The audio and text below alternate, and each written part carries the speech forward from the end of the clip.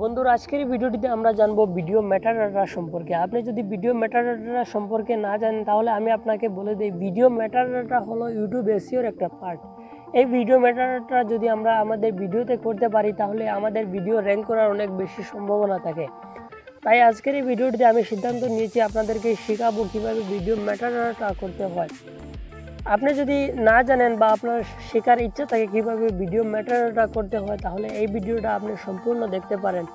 যদি একটা সেকেন্ডও স্কিপ করেন তাহলে ভিডিওর মেইন পার্টটা হয়তো বা মিস হয়ে যেতে পারে আপনার জন্য, তাই আপনি শিখতে পারবেন না। তাই আমার আপনার কাছে অনুরোধ থাকবে এই ভিডিওটা সম্পূর্ণ দেখুন, তাহলে ভিডিও মেটাডাটা বলতে আপনার কাছে আর কোনো সন্দেহ হয়ে থাকবে না।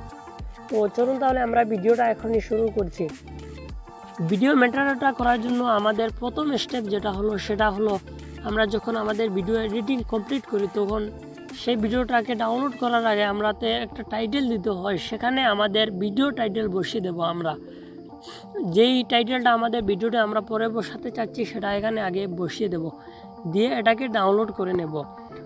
তারপর আমরা এই ভিডিওটাকে মাউসের রাইট বাটনে ক্লিক করে প্রপার্টিসে যাব। তারপর এখান থেকে আমরা ডিটেলসে যাব। ডিটেলসে যাওয়ার পর আপনারা এখানে দেখতে পারবেন ট্যাগে ক্লিক করে আমরা এখানে আমাদের ভিডিও সম্পূর্ণ ট্যাগ বসিয়ে দেব এখানে।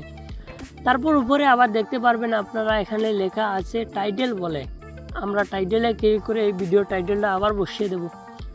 তারপর আমরা অ্যাপ্লাইতে ক্লিক করব। অ্যাপ্লাইতে ক্লিক করার পর একটু সময় নিতে পারে।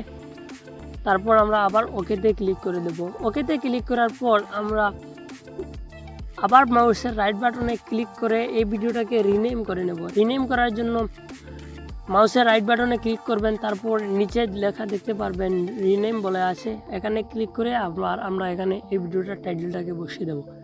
তারপর ওকে করে দেব। সেকেন্ডে যেটা করব আমরা সেটা হলো আমাদের যেটা থাম্বনেল বানিয়েছি আমরা সেই থাম্বনেলটাকে রিনেম করে নেব।